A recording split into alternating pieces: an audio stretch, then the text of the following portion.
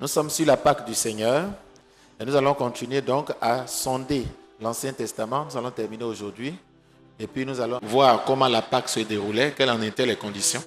Pourquoi c'est important de le savoir? C'est parce que c'est l'ombre des réalités. Et donc, nous devons comprendre comment ça se passait pour que nous comprenions donc notre alliance et les lois, les règles de célébration de notre Pâque. Nous allons lire donc la Pâque sous le roi Josias dans le livre de 2 Chroniques.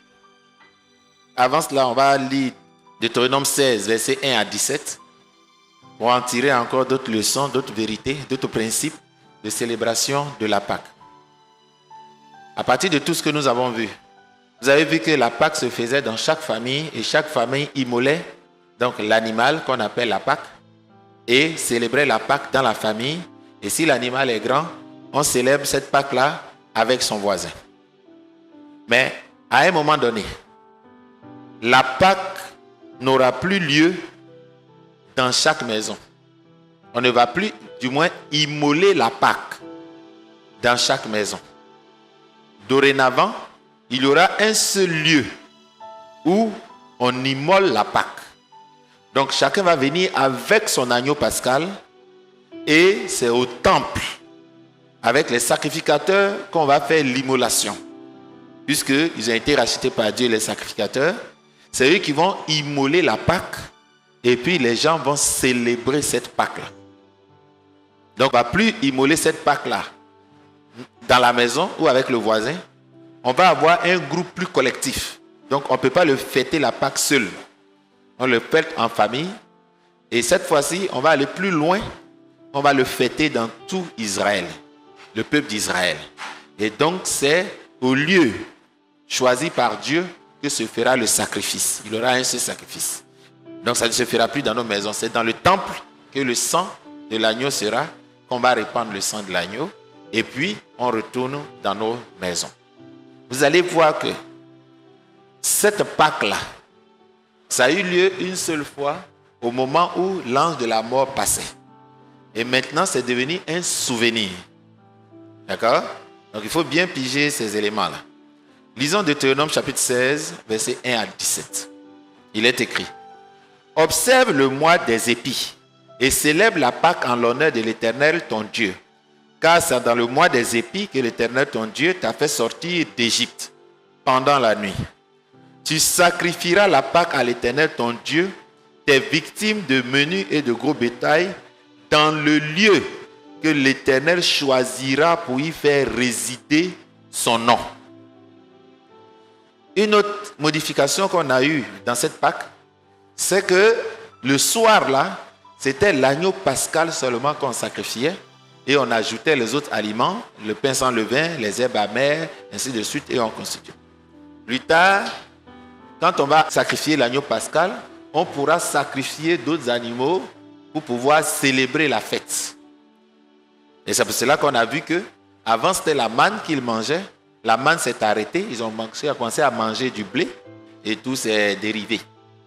C'est pour ça qu'il dit: tu sacrifieras la Pâque à l'Éternel ton Dieu, tes victimes de menu et de gros bétail, parce que c'est 7 jours inclus.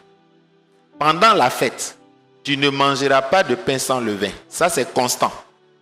Mais tu mangeras 7 jours des pains sans levain, du pain d'affliction. Car c'est avec précipitation que tu es sorti du pays d'Égypte. Donc ce pain sans levain, il vient d'avoir une autre signification. Ce pain sans levain va avoir une autre signification. On le prenait pour manger les herbes amères. Maintenant, on l'appelle le pain d'affliction. D'accord? Donc, c'est parce que c'est dans la douleur, c'est dans la souffrance que je suis sorti de là. Et ce pain-là va symboliser d'abord un pain d'affliction. Car c'est avec précipitation que tu es sorti du pays d'Égypte. Il en sera ainsi, afin que tu te souviennes toute ta vie du jour où tu es sorti du pays d'Égypte. Donc, vous voyez la notion de mort et de l'événement échappé donc à cette mort des premiers-nés va faire place à quelque chose de plus grand, la sortie d'Égypte. Et vous allez voir, c'est ça qui va le plus symboliser la Pâque. D'accord? Ils sont sortis de l'Égypte. On ne verra point chez toi de levain dans toute l'étendue de ton pays pendant 7 jours. Et aucune partie des victimes que tu sacrifieras le soir du premier jour ne sera gardée pendant la nuit jusqu'au matin. Tu ne pourras point sacrifier la Pâque dans l'un des quelconques lieux que l'Éternel ton Dieu te donne pour demeure. Donc là où tu vas dormir, là où tu vis, tu ne sacrifieras plus la Pâque là-bas. D'accord? Mais c'est dans le lieu que choisira l'Éternel ton Dieu pour y faire résider son nom que tu sacrifieras la Pâque le soir au coucher du soleil à l'époque de ta sortie d'Égypte. Tu feras cuire la victime et tu la mangeras dans le lieu que choisira l'Éternel ton Dieu. Et le matin, tu pourras t'en retourner et t'en aller vers les tentes. Donc la Pâque s'est déportée comme une fête populaire, comme un souvenir, non plus maison par maison, mais un souvenir national de la sortie du peuple d'Israël. C'est pour ça que vous allez voir, la nuit, on va dire, tu as sauvé, tu as racheté des peuples, des tribus, des nations, des langues. Ça devient un événement national. Donc le jour où nous célébrons la Pâque, ce n'est pas une maison, 2 maisons, quelques gens. C'est la nation chrétienne. Donc nous devons être toute l'église ici pour pouvoir communier sur cette Pâque-là. Donc vous allez voir que ça devient populaire. Ça devient public, ça devient national, ça concerne tous les membres. Verset 8. Pendant 6 jours, tu mangeras des pains sans levain, et le 7e jour, il y aura une assemblée solennelle en l'honneur de l'Éternel, ton Dieu. Tu ne feras aucun ouvrage. Donc les gens maintenant devaient se déplacer de leur maison pour venir à ce lieu-là, donner les sacrifices, et puis en faire une fête nationale. C'est là qu'est née l'idée de nourriture collective et tout ça. Et vous allez voir que ceux qui sont riches vont offrir beaucoup de repas, de viande, d'animaux en sacrifice pour la nourriture collective du peuple. La Pâque finie pendant les 7 jours, c'est la solidarité qui va se développer dans le christianisme, dans cette époque-là. Nous lisons Josué 5, versets 10 à 12. Nous allons y tirer encore quelques leçons. Les enfants d'Israël campèrent à Gilgal et ils célébraient la Pâque le 4e jour du mois, sur le soir, dans les plaines de Jéricho. Donc avant d'entrer à Jéricho, ils vont célébrer la Pâque dans les plaines. Ils mangeaient du blé du pays le lendemain de la Pâque, des pains sans levain et du grain rôti. Vous voyez ce qui s'est ajouté à la fête de la Pâque. Ils en mangeaient ce même jour. Verset 12. La manne cessa le lendemain de la Pâque, quand ils mangeaient du blé du pays. Donc, ils sont venus dans un pays où coule le lait et le miel. Ils ont été portés par Dieu jusqu'à ce qu'ils arrivent dans cette terre promise. Et quand ils ont trouvé la nourriture et qu'ils ont mangé, la manne s'est arrêtée. Les enfants d'Israël n'eurent plus de manne et ils mangeaient des produits du pays de Canaan cette année-là. Donc vous voyez qu'il y a ce qui est constant et puis il y a ce qui peut varier. C'est pour ça que Jésus va choisir 2 éléments pour en faire les éléments constants. Nous allons voir la Pâque sous le roi Josias, nous évoluons et nous allons tirer une leçon de cette Pâque-là. Supplémentaire, on va voir 2 textes et puis nous allons attaquer la Pâque de la Nouvelle Alliance, la Pâque de Jésus-Christ. On a beaucoup de choses à voir là-bas. 2 Chroniques 35, versets 1 à 19. Il est écrit ceci. Josué célébra la Pâque en l'honneur de l'Éternel à Jérusalem. Et l'on immola la Pâque le 14e jour du premier mois. Il établit les sacrificateurs dans leurs fonctions et les encouragea au service de la maison de l'Éternel. Il dit aux Lévites qui enseignaient tout Israël et qui étaient consacrés à l'Éternel, placez l'arche sainte dans la maison qu'a bâtie Salomon et qui était consacrée à l'Éternel. Placez l'arche sainte dans la maison qu'a bâtie Salomon, fils de David, roi d'Israël.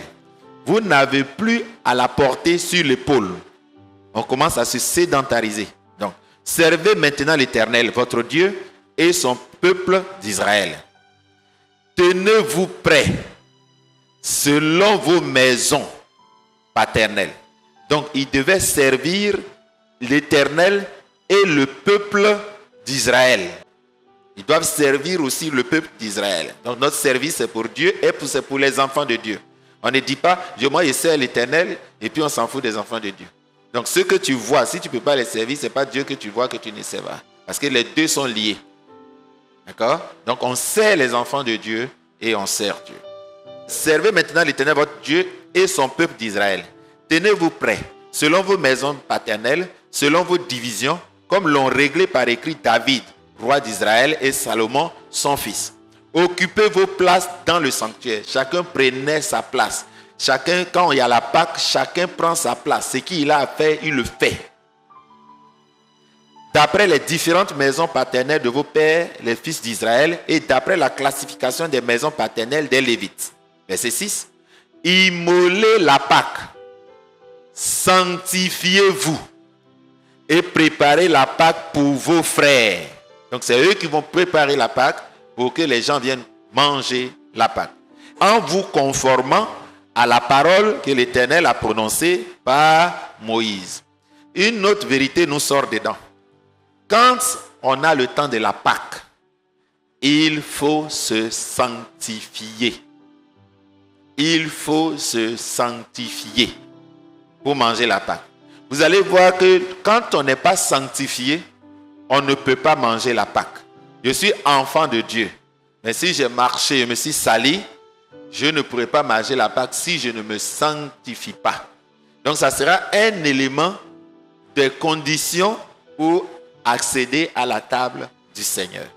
Et vous allez voir des exemples où ils n'étaient pas sanctifiés, donc on va reporter. On ne peut pas tenir une Pâque là où les gens vivent dans le péché, ou ont vécu dans le péché et ne se sont pas sanctifiés. On a déjà fait l'enseignement sur la sanctification. Vous savez qu'on a juste besoin de laver les pieds et les mains. Nous sommes purifiés. Sanctifié dit, une fois qu'on a purifié, on se met à part, on se réserve. Donc tu dois dorénavant te réserver d'aller marcher dans le péché. Tu dois prendre l'engagement de ne plus te souiller. Ça sera une des conditions pour manger la Pâque. Josias donna aux gens du peuple et à tous ceux qui se trouvaient là des agneaux et des chevreaux au nombre de 30 000. Le tout pour la Pâque. D'accord? Donc, l'agneau pascal là, on devait le doser en fonction que chaque famille pouvait manger. Mais maintenant, on va le doser en fonction que la nation peut la manger. Et donc, ce jour-là, comme c'était une Pâque exceptionnelle, ils ont offert ces animaux-là pour qu'ils soient immolés et ils vont donner à chaque famille ces animaux-là pour qu'ils puissent manger la Pâque au lieu que Dieu a choisi. Ils ne vont pas à la maison pour manger. Ils célèbrent ça à Jérusalem avant de rentrer chez eux dans tout le pays d'Israël où ils veulent installer. Verset 8. Ces chefs firent de bon gré un présent au peuple, aux sacrificateurs et aux lévites. Ilkija. Donc vous voyez, c'est de la communion. C'est pour ça qu'on va vous dire que la Pâque a pour signification la communion fraternelle. C'est pour ça que Paul va dire que quand certains mangent et qu'ils humilient certains et que chacun mange son propre repas, c'est manger la Pâque du Seigneur inconvenablement. Donc sans être digne de le manger, sans discerner le corps du Seigneur. Tout ça, on va bien l'expliquer pour que vous compreniez clairement de quoi ça parle. C'est pour ça qu'on dit qu'on doit attendre les autres. Mais si on t'attend que tu ne viens pas, comment on va célébrer Pâques là? On t'attend, donc tu dois venir. Donc chacun doit savoir que le jour de la Pâque là, on t'attend. On ne peut pas manger sans toi.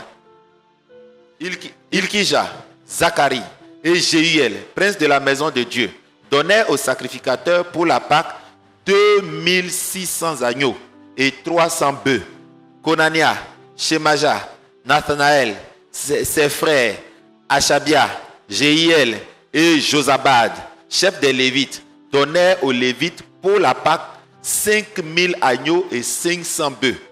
Le service s'organisa et les sacrificateurs et les Lévites occupèrent leur place, selon leur division, d'après l'ordre du roi. Ils immolaient la Pâque.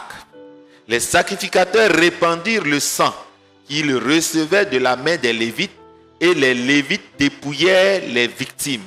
Ils mirent à part les holocaustes pour les donner aux différentes maisons paternelles des gens du pays, du peuple, afin qu'ils les offrissent à l'Éternel, comme il est écrit dans le livre de Moïse. Et de même pour les bœufs.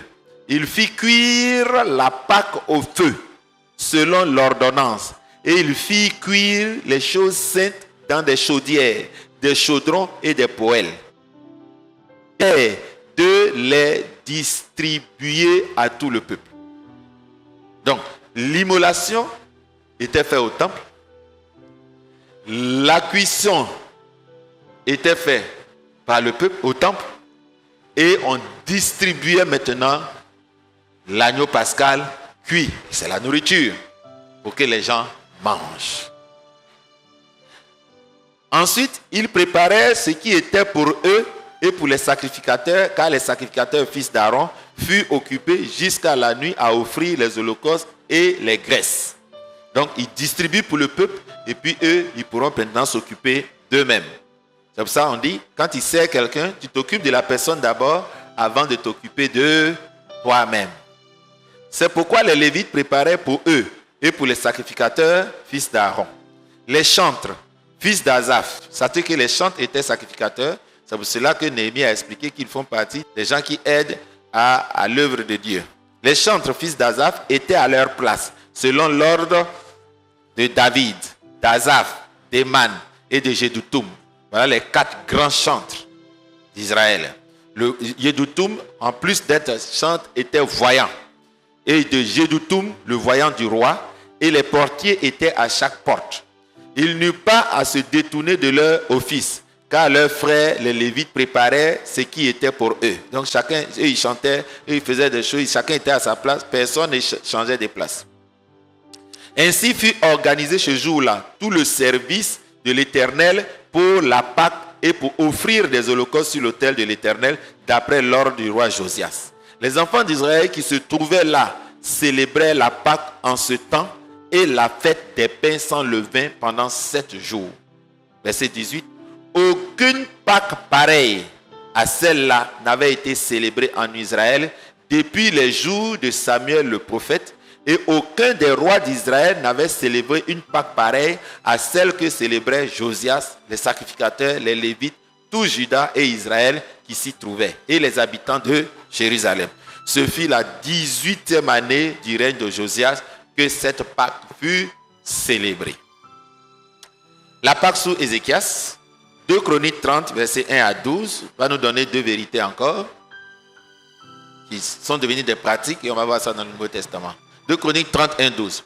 Ézéchias envoya des messagers dans tout Israël et Juda.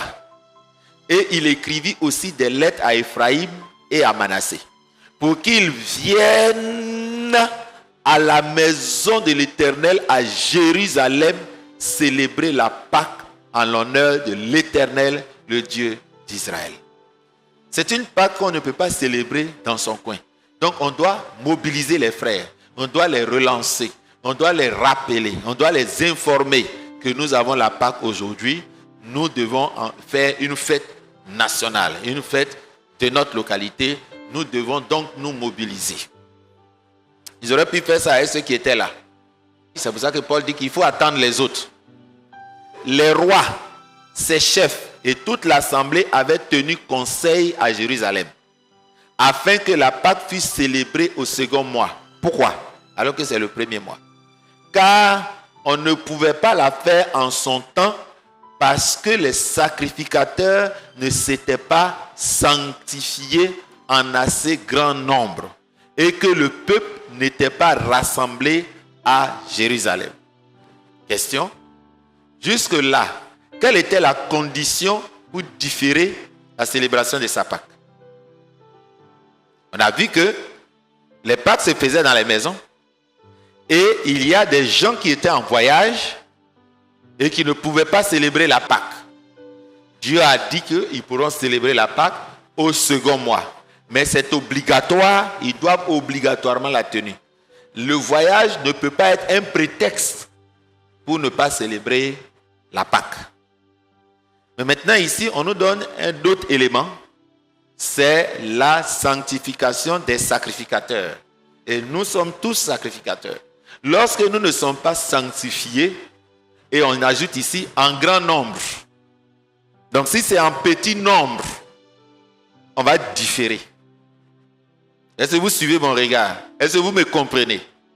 Afin que ceux pour qui on a différé la Pâque sachent que la Pâque se fait avec la majorité et non pas avec la minorité. Donc si on n'est pas en grand nombre, on peut prendre la décision de différer. Parce qu'on doit s'attendre. D'accord? On doit s'attendre. Et on a fixé un jour, un calendrier. On a dit une fois par mois, le premier dimanche du mois, nous devons la célébrer. Et je vous ai dit les implications. On va voir ça encore dans le Nouveau Testament. La deuxième raison, ils ne se sont pas sanctifiés en grand nombre. Ce n'est pas ils ne sont pas sanctifiés seulement. D'accord? Il faut qu'ils se sanctifient. Il faut qu'ils soient en grand nombre. Donc, en grand nombre, ce n'est pas forcément la totalité. Donc, on sait que ce soit la majorité. D'accord?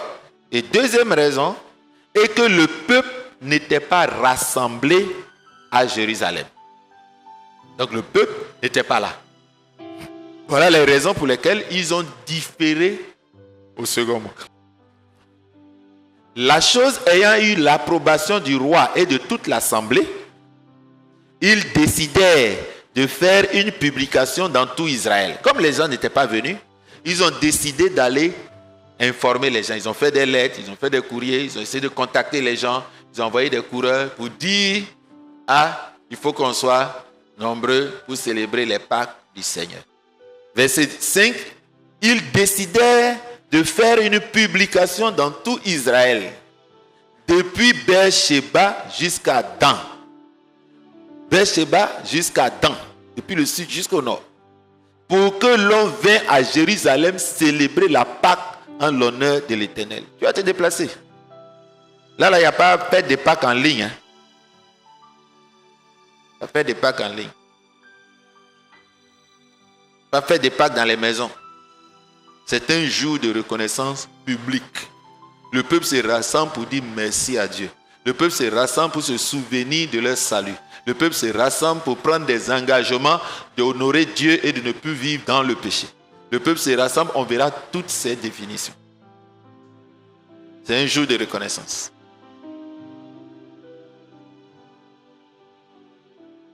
La chose ayant plu donc à l'approbation du roi et à toute l'assemblée, ils décidèrent de faire une publication dans tout Israël, depuis Beersheba jusqu'à Dan, pour qu'ils l'on vienne célébrer la Pâque en l'honneur de l'Éternel, le Dieu d'Israël. Donc les Pâques n'est pas fait en l'honneur de quelqu'un, c'est en l'honneur de notre Dieu. Car elle n'était plus célébrée par la multitude comme il est écrit. On n'a pas dit comme avant. On dit il est écrit que on doit célébrer la Pâque avec la multitude. D'accord? C'est ce qui est écrit. Donc ne faites pas la Pâque à 2, à 3. Là où on est 100. Il faut qu'on soit multitude. Et pour cela, il faut mobiliser les frères et les sœurs pour que la majorité des frères soient là. Pour être reconnaissant envers Jésus-Christ. C'est un jour de souvenir. Verset 6. Les coureurs allaient avec des lettres du roi et de ses chefs dans tout Israël et Juda.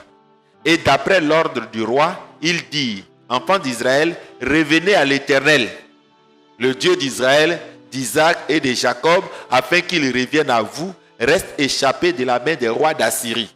Ne soyez pas comme vos pères et comme vos frères qui ont péché contre l'Éternel, le Dieu de leur père, et qu'il a livré à la désolation comme vous le voyez. Ne raidissez donc pas votre cou comme vos pères. Donnez la main à l'Éternel. Venez à son sanctuaire qu'il a sanctifié pour toujours et servez l'Éternel votre Dieu pour que sa colère ardente se détourne de vous. Si vous revenez à l'Éternel, vos frères et vos fils trouveront miséricorde auprès de ceux qui les ont amenés captifs et ils reviendront dans ce pays. car l'Éternel, votre Dieu, est compatissant et miséricordieux. Et il ne détournera pas sa face de vous si vous revenez à lui. Les coureurs allaient ainsi de ville en ville dans les pays d'Éphraïm et de Manassé jusqu'à Zabulon. J'explique. Ils disent au peuple, il est écrit qu'on doit fêter ça à la multitude. Il est écrit que c'est dans le lieu là qu'on doit faire. Mais on ne vous voit pas. Revenez à votre Dieu de tout votre cœur. C'est vrai que vous avez eu beaucoup de châtiments de Dieu. Mais il nous a demandé de célébrer sa Pâque. Revenez à lui et venez faire. Ne péchez pas contre coup. Et ne roidissez pas votre cou. C'est comme si ne pas célébrer cette Pâque-là était comme faire un péché. Mais donc comment certains peuvent dire qu'aujourd'hui je peux ne pas venir? Est-ce que ça passe les frères? Ça ne passe pas. C'est une obéissance à un ordre écrit.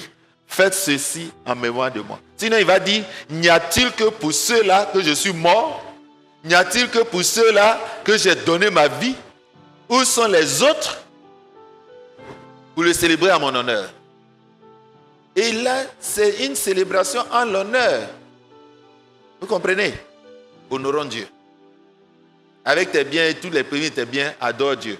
Honorer l'Éternel. Honorer Dieu. De notre présence et de notre célébration de la Pâque. Qu'est-ce que la Bible nous dit? Mais on se riait, on se moquait de ceux-là. On dit, tu appelles quelqu'un, oh je suis occupé, tu appelles quelqu'un, oh j'ai pas le temps, tu appelles quelqu'un. Faites votre travail, envoyez l'information, mobilisez-les. Il dit, mais on se riait et l'on se moquait d'eux. Cependant, quelques hommes d'Asser, de Manassé et de Zabulon, combien de personnes? Quelques-uns des hommes d'Asser, de Manassé et de Zabulon s'humilièrent, vinrent à Jérusalem. Dans Juda aussi, la main de Dieu se déploya pour leur donner un même cœur. Vous voyez ce qu'on appelle être d'un même cœur. Le jour de la Pentecôte, là, c'était le jour des fêtes sans levain. C'est le jour où tout le monde vient se rassembler. Est-ce que quelqu'un me suit? Le jour de la Pentecôte, là, c'est le jour de la fête des fêtes sans levain. Le jour, là, il y avait du monde aussi. On venait de tuer Jésus-Christ, vous vous rappelez? C'était la veille de la Pâque. Et 3 jours, il est ressuscité, c'est pas ça? Or, la Pâque s'est faite pendant combien de jours? 7 jours. Donc, le jour où Jésus est ressuscité, on était encore dans la période de la Pâque. Est-ce que vous avez compris? Maintenant, le jour de la Pentecôte, on estime entre 30 et 45 jours après. Mais c'est pour ça qu'il y avait encore du monde dans la ville. Parce que beaucoup venaient de pèlerinage, ils profitaient pour faire des choses. Il y avait certaines activités qui se faisaient avant qu'ils retournent. D'accord? Il dit, mais on se riait d'eux, mais les gens dans la Juda aussi, la main de Dieu se déploya pour leur donner un même cœur et leur faire exécuter l'ordre du roi et des chefs selon la parole de Dieu. Que Dieu soit béni. Comment se déroulait cette Pâque? Je vais aller à l'essentiel. Vous connaissez déjà, on a déjà vu le contenu. Il faut l'agneau pascal, il faut les herbes amères, il faut le pain sans levain, il faut les coupes, il faut 4 coupes de vin. Donc sachez que cette Pâque-là, c'était une fête, elle durait une nuit et elle s'étendait sur 7 jours. Les familles mangeaient, ils parlaient, ils se souvenaient de leur histoire. Ils chantaient et se réjouissaient. Tous les 2 heures de cette réunion, ou 3 heures, ils boivent une coupe de vin. Ce sont 4 coupes qu'ils buvaient. La première coupe, on appelait ça la coupe de l'esclavage. Pour se rappeler que le peuple a été esclave de l'Égypte. Et c'est elle qu'on prenait en introduction, on rendait grâce, on partageait cette coupe avant de commencer le repas. Ensuite, il y a une seconde coupe. Cette coupe s'appelle la coupe de délivrance. Esclavage, délivrance. La coupe de délivrance. Elle commémorait la délivrance du peuple d'Israël. La troisième coupe, on l'appelle la coupe de la promesse ou encore la coupe de bénédiction.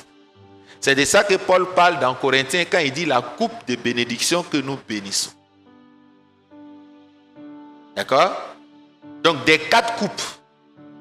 La 4e coupe, c'est la coupe de souffrance. On la boit en dernière position. C'est la coupe de souffrance. D'accord?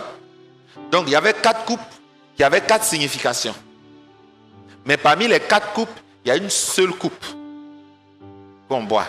C'est cette coupe-là que Jésus a soulevée. Et puis il a dit, il a rendu grâce. Et puis il a dit de faire ceci en sa mémoire. Mais les autres coupes, il a fait ça dans le cadre de la Pâque juive de l'Ancien Testament. Et il a élevé cette coupe. Et il a élevé le pain. Et il a instauré sa Pâque. Je vais bien vous expliquer ça quand on va attaquer la Pâque du Seigneur. Qu'est-ce qui s'est passé? Cette nuit-là, ils ont bu 3 coupes. C'est la 3e coupe qu'il a pris et puis il s'est levé et il a dit qu'il a changé la signification de cette. La 4e coupe là, il ne l'a pas partagée. C'est là qu'il est sorti. Et cette coupe là, elle devait s'accomplir. Quand il dit qu'il avait une coupe à boire là, quand il dit aux Zébédée, j'ai une coupe à boire, est-ce que vous pouvez boire avec moi là? C'est une coupe qu'il ne peut pas partager. Il ne devait pas boire ensemble cette coupe. C'est lui qui devait porter la souffrance de tout le monde. C'est pour ça qu'il ne l'a pas partagée. Donc elle devait être accomplie. Elle devait s'accomplir. C'est pour ça qu'il vous a dit, il y a 3 dimensions de cette Pâque. Il y a celle que les Juifs ont faite et qui a des significations similaires, certaines significations similaires aux nôtres. Il y a la Pâque du Seigneur qu'il a célébrée. Et puis il y a l'accomplissement de la Pâque. Pour le moment, ce que je dis, vous ne comprenez pas. Mais quand je vais tomber dans le Nouveau Testament, vous allez mieux comprendre ce que je vous explique. D'accord? C'est cette coupe-là. Quand il est sorti, il a dit, mon Père, s'il est possible que cette coupe s'éloigne de moi. Toutefois, non pas ce que je veux, mais ce que tu veux. Et il n'a pas partagé cette coupe. Et c'est cette coupe-là, on pense qu'il a bu seul. Pourquoi? Parce qu'il a dit, est-ce que vous pouvez boire cette coupe avec moi? Après, il a dit, je sais que vous la boirez. Parce que quand lui, il va la boire, c'est pour nous tous. Nous allons partager ses souffrances. D'accord? C'est pour cela qu'il priait. Ce soir-là, il est sorti pour prier pour cette coupe. Dans Matthieu 26, verset 39. Comme Dieu sait qu'il devait sauver le peuple, Dieu ne l'a pas. Dieu voulait qu'il prenne cette Pâque. Que Dieu soit béni. Maintenant, nous attaquons le chapitre 2, la Pâque chrétienne. La Pâque de notre alliance. Qu'est-ce que ça signifie? Comment elle a été instaurée? Quelle est la signification? Et comment on la célèbre? Voilà ce que nous allons voir à pas de course.